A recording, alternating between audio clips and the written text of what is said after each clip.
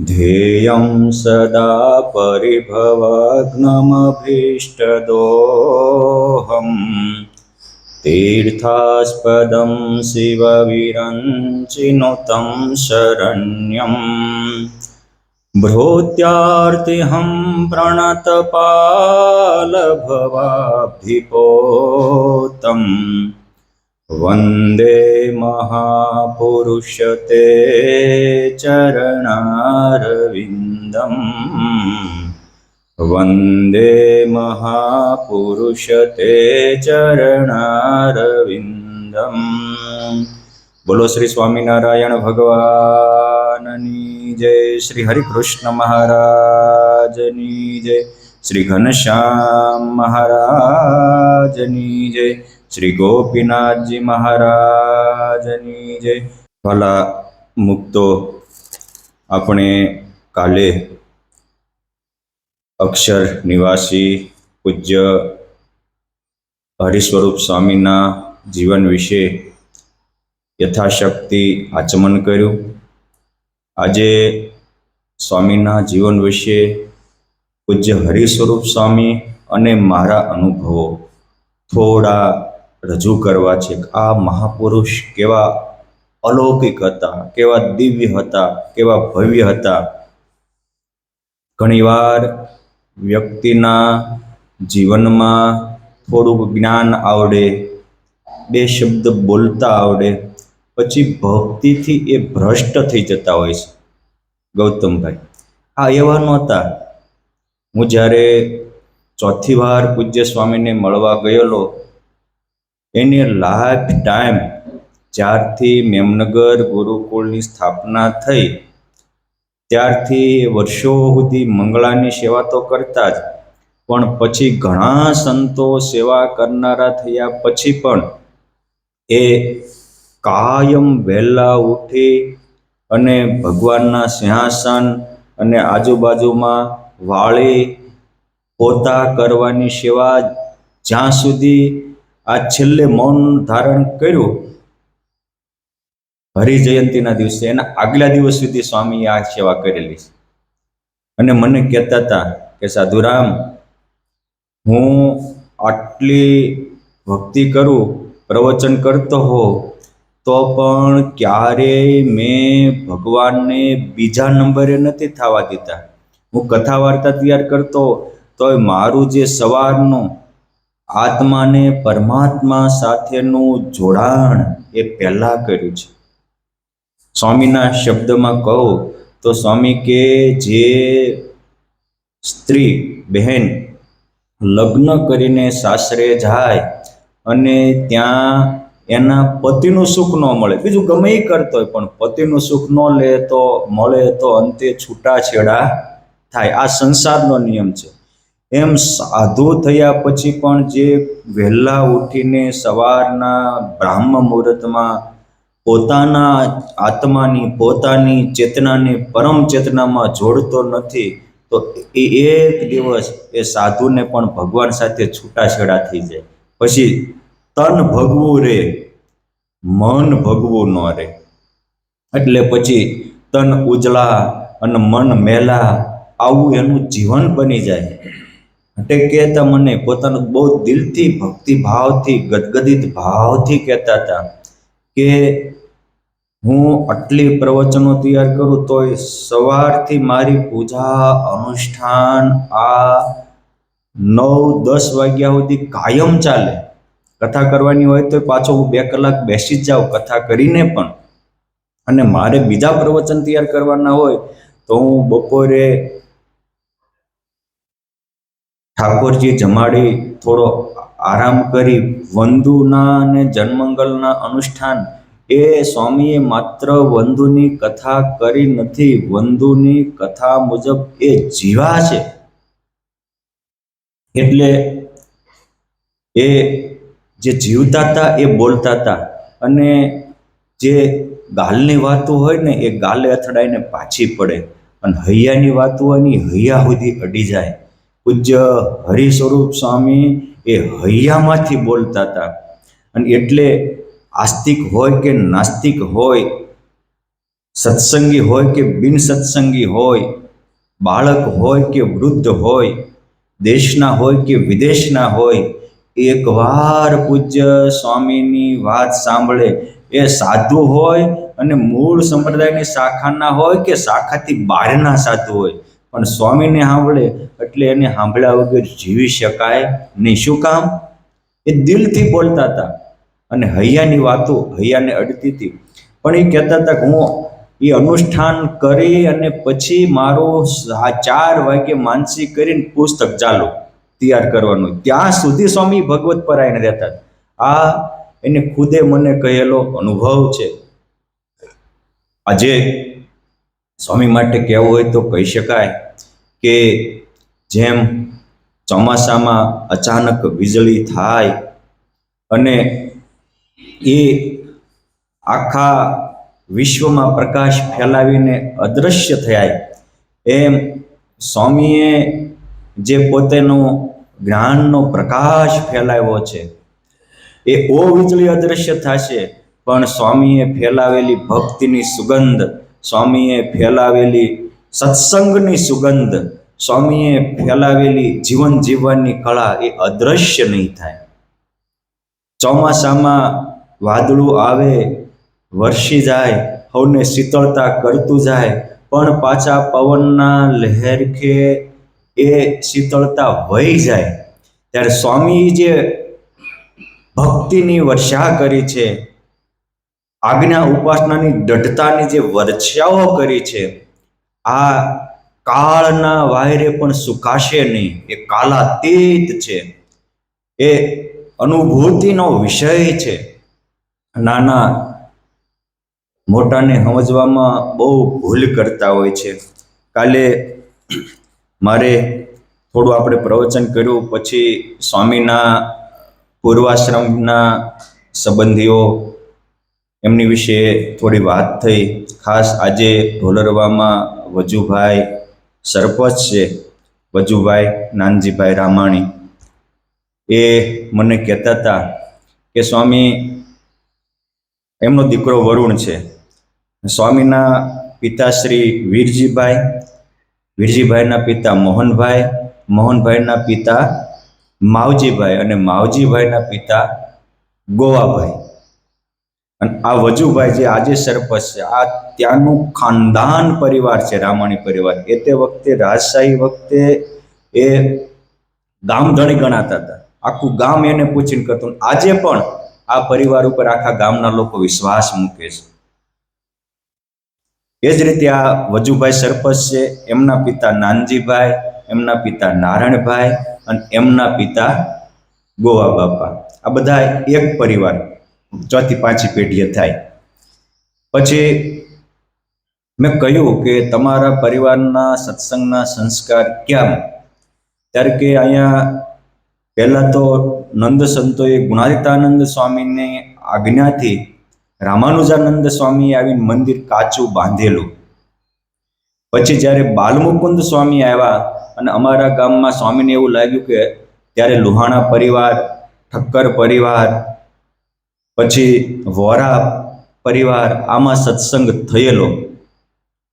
પછી આજે જે સ્વામીની સેવામાં અર્પિત ભગત છે, એ બાબુભાઈ જસભાઈ ગોરસિયા, એમનો સેવક, એ પણ ત્યાંના જ છે, ઢોલરવાના, અને બહુ મોટી પોસ્ટ ઉપર છે બાબુભાઈ.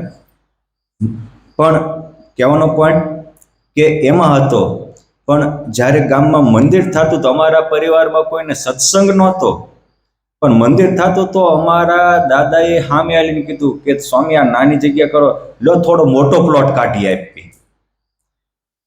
બિન સત્સંગી હોવા છતાંય એક સંત પ્રત્યે આ સદભાવ કેવડું મોટું કામ કરે છે. આ સદભાવના, અને એ સદભાવના એના પરિવારમાં સ્વામી 5 પેઢી સુધી કોઈ પ્રત્યે દુર્ભાવના નહીં કરવાની. આ બહુ મોટો ગુણ છે. અને પરસ્પર પ્રેમ સદભાવનાથી થાય છે, અને વેમ દુર્ભાવનાથી થાય છે.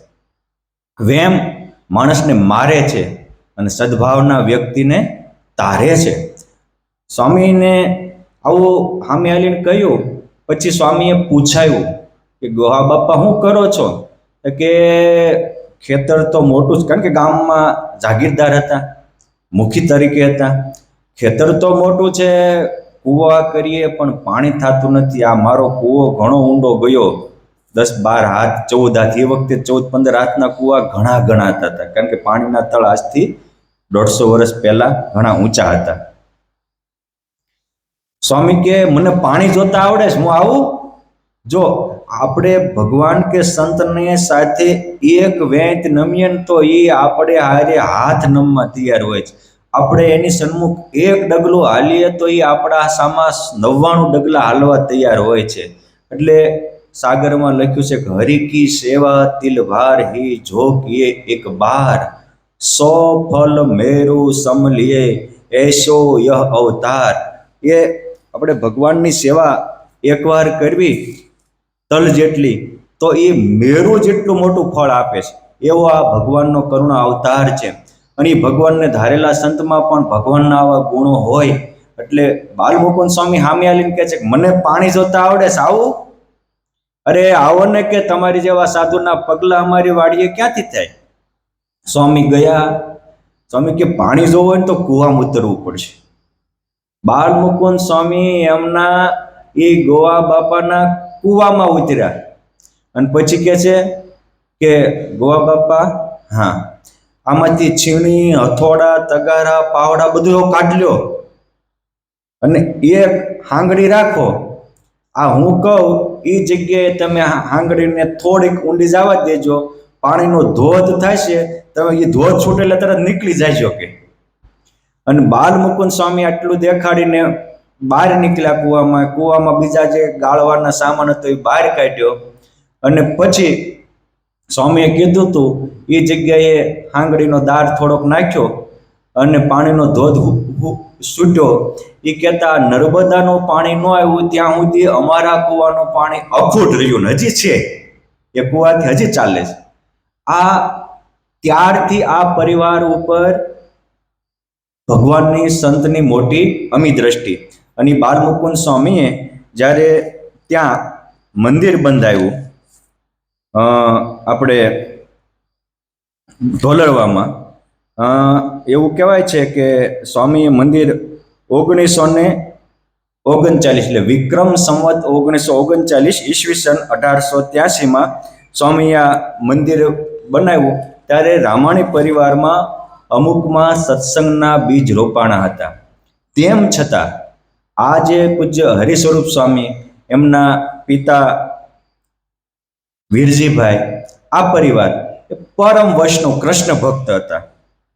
આજે પણ એમના મોટા ભાઈ સ્વામીને એ 4 ભાઈઓ અને 3 બહેનો હતા. કેટલા? 4 ભાઈઓ અને 3 બહેનો.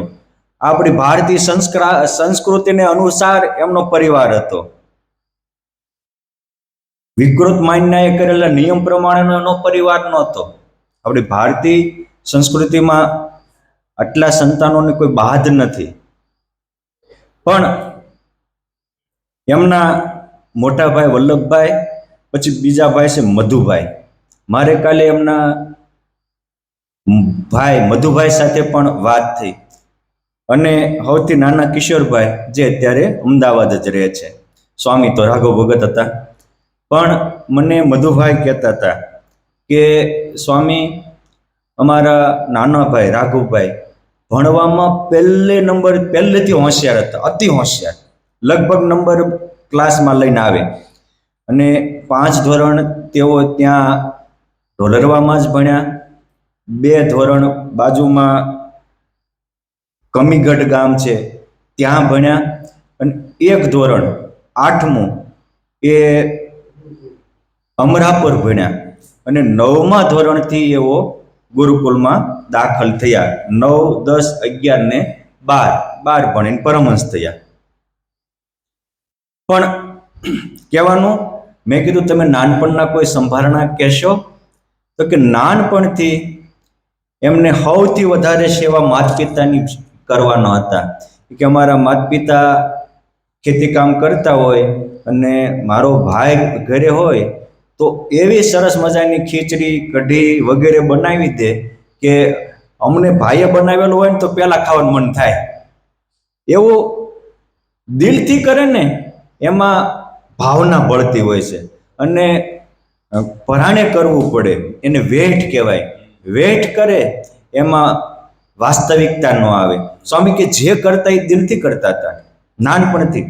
પછી કે ક્યારેક અમે વાડીએ, કારણ કે ખેતીવાડીનો હોય તો ઘઉં બાજરા પાકે તો હોકારવા જવાનું હોય, પંખી ઉડાડવા જવાનું હોય, તો કે અમે ત્યાં જઈએ અને એને પંખી ઉડાડવાનું હોય તો એને આજે માળા જ મંડે ફરવા. અમે કે આ પંખીડા, ત્યાં કે હવે આપણે ભગવાનના છીએ ને એ ભગવાનના છે. રામ કી ચિડિયા રામ કા ખેત, ભલે ખાલો ચિડિયા ભર ભર પેટ. આ નાનપણથી પંખીઓ ઉપર પણ એને આટલો જ પ્રેમ હતો.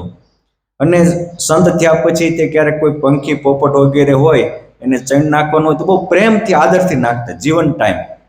એટલે અહમતા ને મમતાથી પ્રથમથી રહી, નકર માનવીના જે નેચર હોય છે એ ટાઈપના હોય છે કે પોતાનું જ હાજું કરવું, બીજાનું જે થવું હોય એ થાય.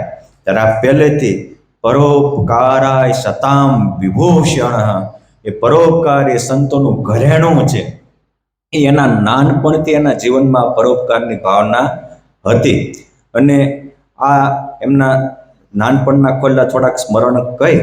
એમના 3 બહેનો, લાભુબેન સૌથી મોટા હતા, એને મેડી ગામ પરણાવ્યા હતા. આ પરિવાર અત્યારે સુરત રહે છે. આખો પરિવાર સત્સંગી છે. પછી બીજા બેન શાંતાબેન હતા, એ અમરેલીમાં એ પરિવાર સાથે રહે છે. અને ત્રીજા બેન પાર્વતીબેન હતા, એ પાર્વતીબેન એમના લગ્ન લાઠીમાં, મૂળ વીરપુર લાઠી પાસેનું છે, ત્યાં પર્વતભાઈ સાથે થયા હતા. એમનો દીકરો અલ્પેશ છે.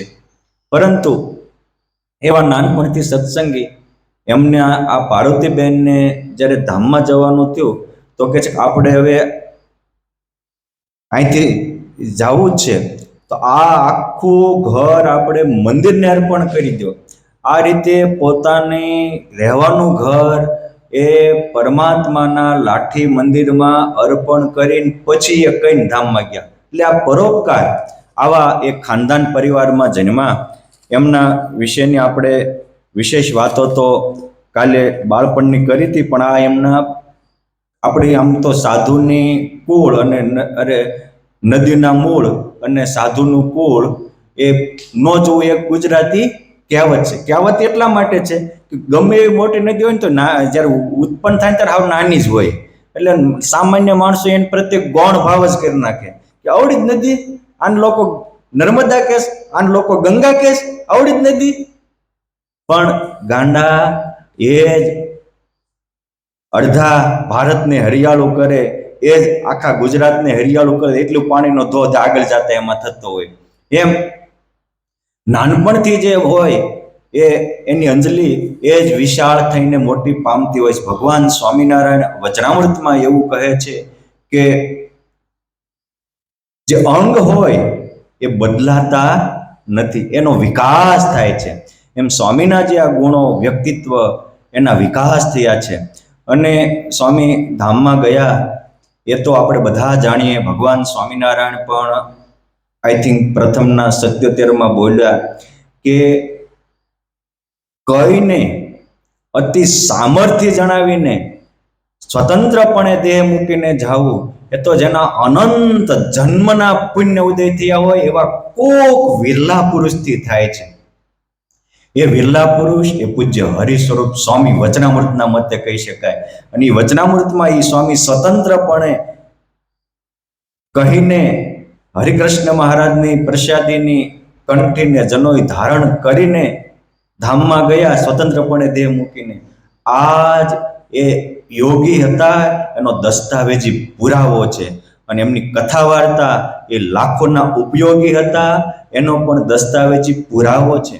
આજે ઘણાને પૂજ્ય હરિસ્વરૂપ સ્વામી જેવું થવાના દોઢ જાગે, પણ એ હરિસ્વરૂપ સ્વામી મને એકવાર કહેતા કે સ્વામી જ્યારે આ ગુરુકુળ એમાં મેમનગર મને ગુરુદેવ શાસ્ત્રીજી મહારાજે મૂક્યો, અહીંયા બંધાતું હતું એના હરિયા એમે વાળેલા છે, અને તગારાએ તે કાળી મજૂરી કરીને 18-18 કલાક સેવા કરેલી છે.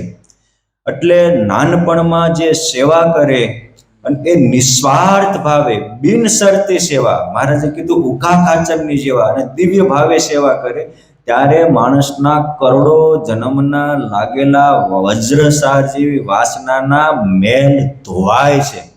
સ્વામીએ નાનપણમાં આ ધોયા હતા, અને લાઈફ ટાઈમ પાછી ભગવાનની સેવા એનાથી બીજી ન કરવા દે તો એ કરતા. પોતાનો રૂમ કાયમ પોતે વાળતા હતા, અને પોતાની પથારી પોતે કરતા હતા.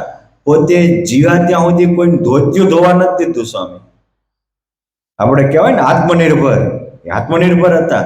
બાકી માણસને સેવા કરનારા મળી જાય ને એટલે હવને એમ જ કે લાભ મળે ને, પણ એને લાભ મળશે, પણ પોતાનું આ એવા સજાગ હતા.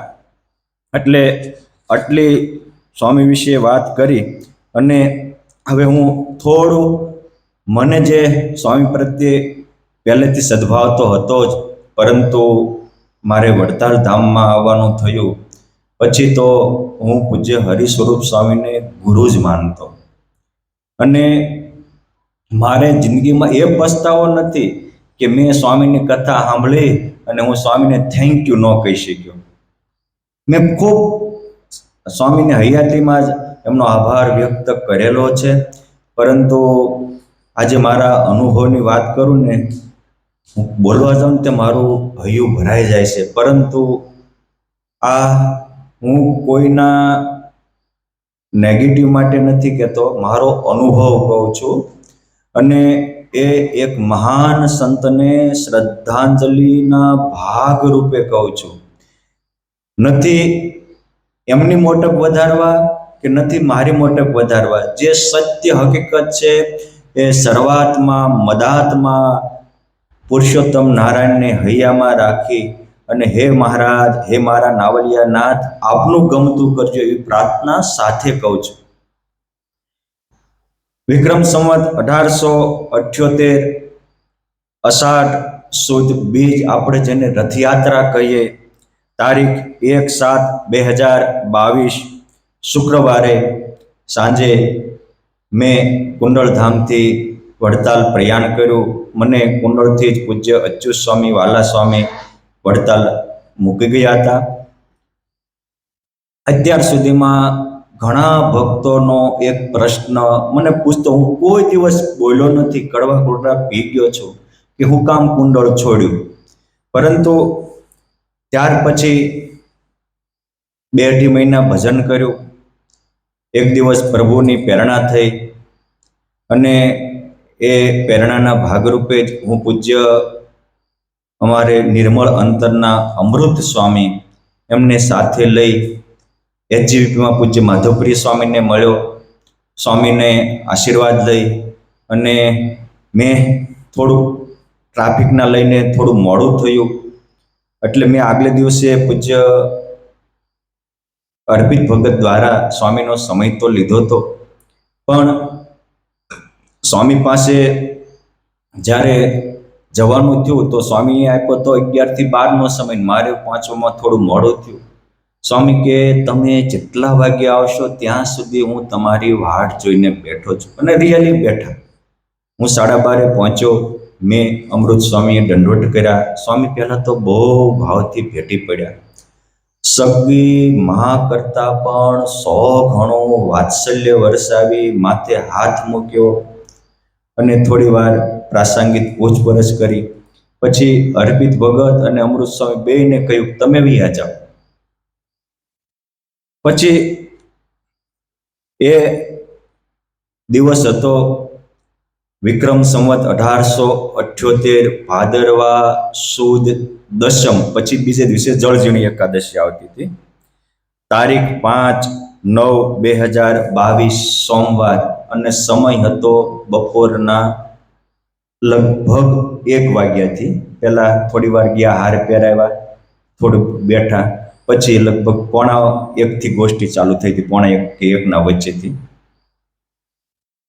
હું કેવી રીતે સાધુ થયો, ત્યાંથી સ્વામીએ પ્રસંગ કીધું કે તમને જે પરમાત્માએ દિવ્ય અનુભૂતિ આપી અને તમારે એક જ સ્થાન છે, ભેખ તો ભગવાનને ભેટવા માટે પહેરવાનો હોય, ભોગ માટે નહીં. આ કે તમારા અંતરમાં વિચારો ઘોળાયા કરે છે અને એટલે જ તે કે મને તમારા ઉપર દિલથી હેત થાય છે. અને એટલે જ હું એક વાત પૂછવા માટે બેઠો છું, નકર કે હું આવી રીતે કોઈ સાવરની વાટ જોઈને બેસું નહીં. મેં કીધું કોને સ્વામી શું કહેવું છે. પછી કુંડળધામમાં મારી સાથે જે જે ઘટનાઓ ઘટતી હતી એ પોઈન્ટ ટુ પોઈન્ટ કહેવા માંડ્યા. હું હા હા કરતો હતો. એમાં એક પોઈન્ટ અતિ સેન્સિટિવ પોઈન્ટ હતો અને એ પોઈન્ટને આજે પણ હું યાદ કરું. એ પોઈન્ટ માટે હું ત્યાં કુંડળમાં પણ અનેક વાર રડેલો. મોટા મોટા સંતો, અમારે ભગતજી ચતુર ભગત, મારે ભાવેલા સ્વામી, કે આવો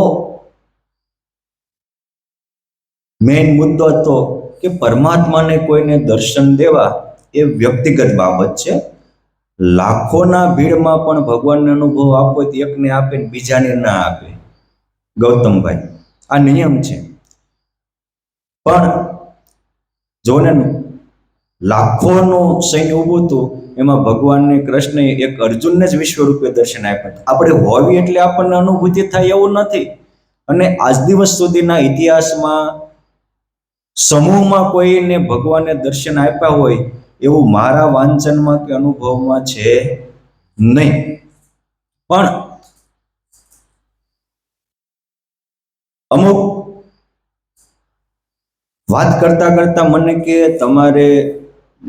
તમને જે દુઃખ દીધું છે એ તમારા ગુરુ કરતા ગુરુ ભાઈએ વધારે દુઃખ દીધું છે. હું ચોંકી ગયો. વિસંગ શું વાત કરો છો? તો કે હા. મેં કીધું કઈ રીતે?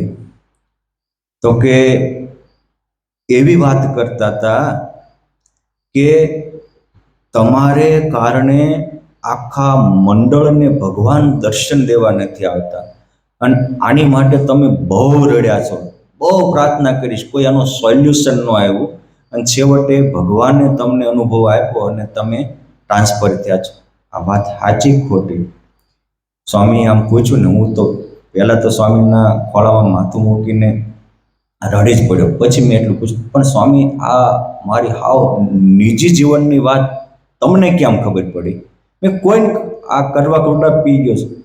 ત્યારે સ્વામીએ જે કીધું, મેં કાલે પણ કહ્યું હતું કે આપણે શતાનંદ સ્વામી ત્રિકાલગ્ન પુરુષ છે એવું સાંભળ્યું છે, વાલ્મીકી ઋષિ ત્રિકાલગ્ન હતા એવું સાંભળ્યું છે. આપણે એને અનુભવ્યા નથી, હતા એમાં કોઈ શંકા પણ નથી. પરંતુ મેં આ દિવસે પૂજ્ય હરિસ્વરૂપ સ્વામીમાં આવું ત્રિકાલગ્નપણું, સર્વજ્ઞપણું મારી જાતને અનુભવ્યું છે. અને મેં પૂછ્યું, સ્વામી આ બધું તમને કહ્યું કોણે? કે હંમેશા કોઈને ભગવાન હોય અને ભગવાનની નજીક હોય એ જ એને એ જણાવતા હોય છે. આજે હું અનુષ્ઠાન કરતો સવારમાં, ત્યારે મેં પૂછ્યું કે મહારાજ આ સાધુ દિલથી વર્ષમાં બેસતા વર્ષના દિવસે અને એક હરિજયંતીના દિવસે મેં મૌન લીધું, છતાંય જય સ્વામિનારાયણ મને કેવડાવતા હતા.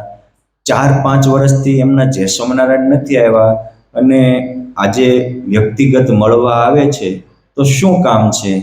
ત્યારે કે મહારાજે મને તારા આખા જીવનની વાત કરી અને એ હું ટેલી કરવા જ બેઠો છું કે આ વાત સાચી છે.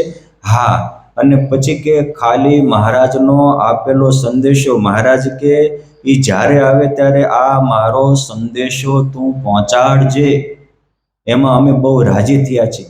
એટલે મહારાજને કહેલો સંદેશો પહોંચાડવા અને મહારાજે આ વાત મને જે અનુભવવામાં કીધી છે એ કહેવા હું વાટ જોઈને બેઠો છું.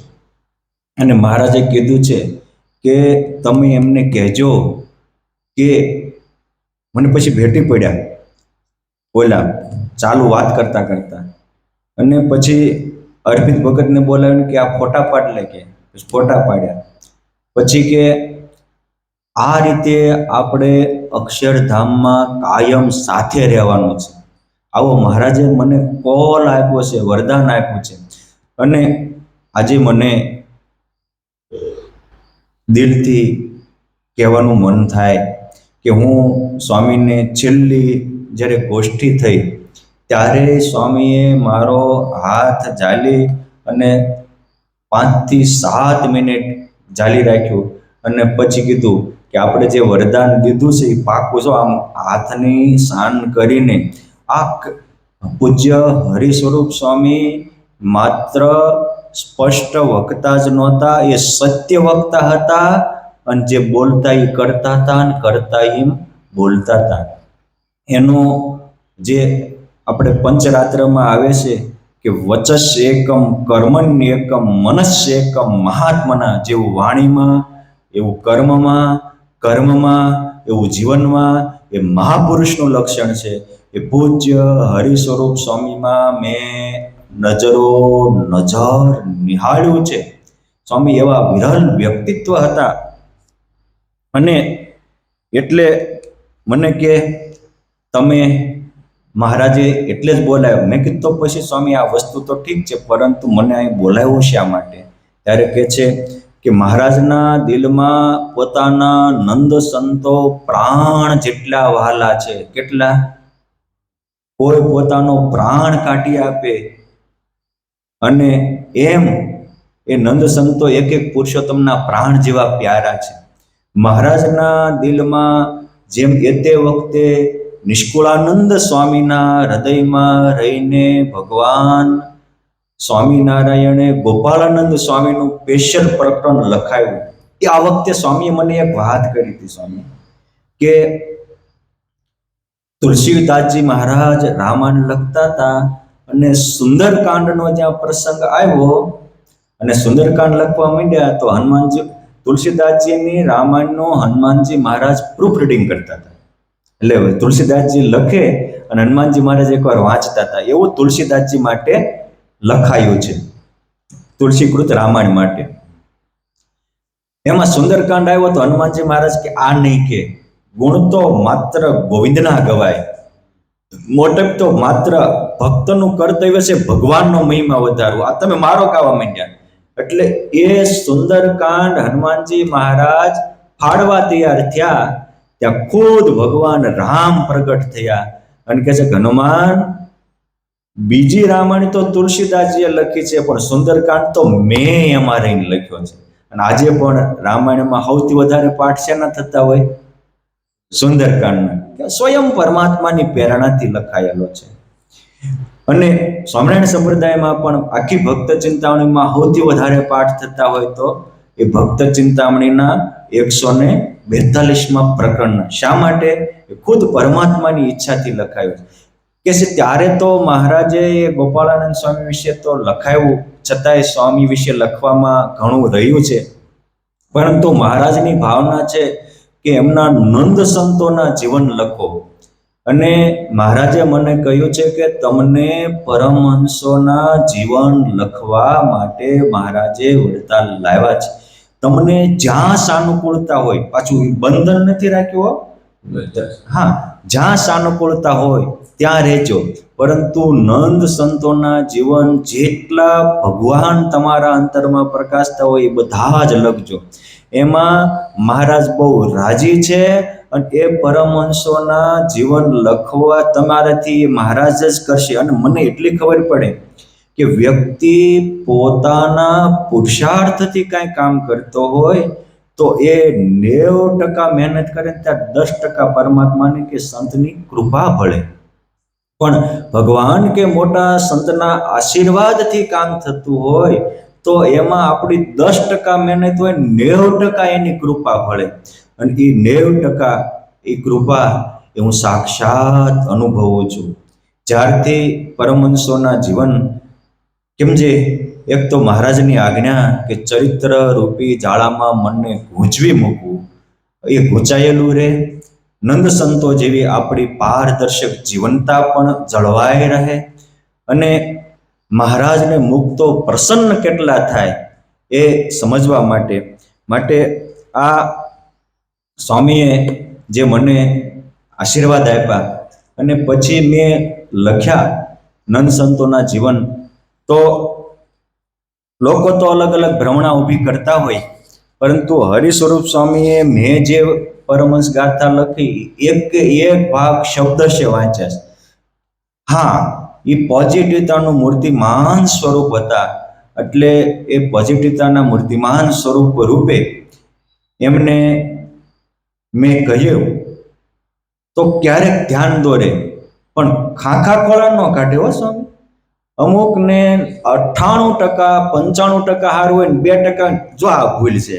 એટલે આ બાપા 12 માળના બંગલામાં સંડાસ હોય, બહાર નીકળીને તો સારું કંઈક દેખાય છે, સંડાસમાં હું કામ પડ્યો રહે એમ લખતા હોય તો કોઈક 1-2% કમજોરી હોય, પરંતુ આ એવા હતા કે કમજોરી હોય તો મને સ્પેશિયલ કેસમાં ધ્યાન દોરે, મેસેજ અરવિંદ ભગત દ્વારા કરાવે. આવી કરુણા રહી. એ મેં લખવાનું ચાલુ કર્યું ત્યાં ગઢપુરમાં વચનામૃત દ્વિશતાબ્દી મહોત્સવ આવ્યો. એટલે મેં સ્વામીને પૂછ્યું, સ્વામી મારી ભાવના છે સેવા કરવાની, કે જાજો. પછી સ્વામી જે બોલ્યા એ કહું, એ કે સાંભળ સાધુરામ, વડતાલના હરિકૃષ્ણ મહારાજ છે એ અક્ષરધામનું સ્વરૂપ છે. આજે એની નકલ કરવા ઘણાએ પોતાની અકલ વાપરી છે, પરંતુ હરિકૃષ્ણ મહારાજ જેવું સ્વરૂપ કોઈ બનાવી શક્યા નથી. કોપી કરવા પ્રયત્ન ઘણા કર્યા છે, એ નહીં થાય કે એ તો અક્ષરધામનું સ્વરૂપ છે. અને ગોપીનાથજી મહારાજ ગઢપુરમાં છે, એ સ્વામિનારાયણ ભગવાનનું આ અવની ઉપરનું મૂર્તિમાન સ્વરૂપ છે. કે તમારે ભગવાનની આંખ કેવી હતી, ભગવાનની નાસિકા કેવી હતી, ભગવાનની પિંડી કેવી હતી, પાની કેવી હતી, આંગળીઓ કેવી હતી, એ જોવું હોય તો તમારે અવની ઉપર આવેલા અક્ષરાધિપતિના દર્શન કરવા હોય, અંગો અંગના, તો એ ગોપીનાથજી મહારાજના સ્વરૂપમાં થશે. સ્વામીની નિષ્ઠા પણ એ બે સ્વરૂપનો એને મહિમા કહ્યો. અને મને એક વાત કરતા હતા સ્વામી સમજવા જેવી. મને કે ક્યાંક જવું હોય ને, એના સરનામા હોય ને તો ઠેકાણે પોગાય, ટપાલે તે સરનામા વાળી ઠેકાણે ભોગે. પુરુષોત્તમ નારાયણે અવની ઉપરથી અક્ષરધામમાં લઈ જવાના 6 સરનામા આપ્યા છે. અને એ 6 ધામ, વડતાલ ધામ, ગઢપુર ધામ, જુનાગઢ ધામ, અમદાવાદ ધામ, ભુજ ધામ, ધોલેરા ધામ. આ ધામ એ પુરુષોત્તમ નારાયણને અક્ષરધામમાં ઠરવાના ઠામના સરનામા છે. અને ક્યારેય ગૌણ ન થવા દેશો. આ ગોપાળાનંદ સ્વામીએ જે પોતાની વાતોમાં નિષ્ઠાનું લક્ષણ કર્યું છે, એ પૂજ્ય હરિ સ્વરૂપ સ્વામીના જીવનમાં મૂર્તિમાન અનુભવાય. મારા દિલની વાત કરું તો એવું કહી શકાય કે એમનું નામ હતું હરિનું હરિ સ્વરૂપ. જાણે કે પુરુષોત્તમ નારાયણે શ્રી હરિના સ્વરૂપને સાક્ષાત યથાર્થ સમજાવવા મોકલ્યા હોય, એમ સ્વામીએ જે ભગવાનનું સ્વરૂપ યથાર્થ સમજાવ્યું છે. પતિવ્રતાની ભક્તિ પણ રાખી છે, કોઈને ગૌણ પણ થવા દેતા નથી. આજે ઘણાને પતિવ્રતાની ભક્તિના ગંડવા હાલે છે. ખાલી રિયાલિટી સ્વામી કહેતા પતિવ્રતાની ભક્તિ એટલે હું, તો કે પોતાના પલંગમાં કોને પોઢાડવો આ પાકું હોય એને પતિવ્રતાની ભક્તિ કહેવાય. એનો અર્થ એવો ન થાય કે પલંગ સિવાયના બીજાને હળગાઈ દેવાના. જો જેમ બહુ સમજવા જેવી વસ્તુ છે કે માં સીતા પતિવ્રતા હતા, પછી અંશુયા વગેરે, કુંતી માતા, દ્રૌપદી વગેરે સતીઓ હતા. તો એને કઈ એના પરિવારને એક બાજુ નથી રાખ્યો. પલંગમાં કોને પહોંચાડવો એમ કે હૈયામાં કોને રાખવા એ પાકું હોય એ પતિવ્રતાની ભક્તિ છે. હૈયામાં રાખવા જેવા તો એક ભગવાન હરિકૃષ્ણ મહારાજ છે. આ એનું નિશ્ચય, એનું સ્વરૂપ પણ એટલું. અને તેમ છતાંય એને ભગવાનને સ્થાપેલા દેવો, મંદિરો, એ હનુમાનજીની હોય જયંતિ હોય તો એટલા જ આદરથી એની પૂજા કરે. શિવરાત્રિ હોય તો એટલા જ આદરથી શિવ પૂજન પણ કરે. અને એ બધા જ, અને તેમ છતાંય તમે વંદુનું પદની કથાનું ખાલી પહેલું પદ છે એમાં પણ જે હરિ અક્ષર બ્રહ્મ આધાર પાર કોઈ નવ લહેરેલો, એ જે પરમ તત્વ એ બધા જ અવતારોને આદર આપતા હતા, છતાંય પરમહંસોની મૂળ પરંપરા મુજબ એ એટલા જ અવતારીના સ્વરૂપને પણ સમજતા હતા, કાર્ય કારણ ભાવને પણ સમજતા હતા અને મૂળ સદગ્રંથોના એ આગ્રહી હતા. એટલે એમની સેવાથી હું ગઢપુરમાં ગોપીનાથજી મહારાજની વચનામૃત દ્વિશતાબ્દી મહોત્સવમાં સેવામાં આવ્યો, એ પણ મારા સદભાગ્ય છે. સ્વામીના જીવન વિશે વિશેષ વાતો આવતીકાલે. જય સ્વામિનારાયણ.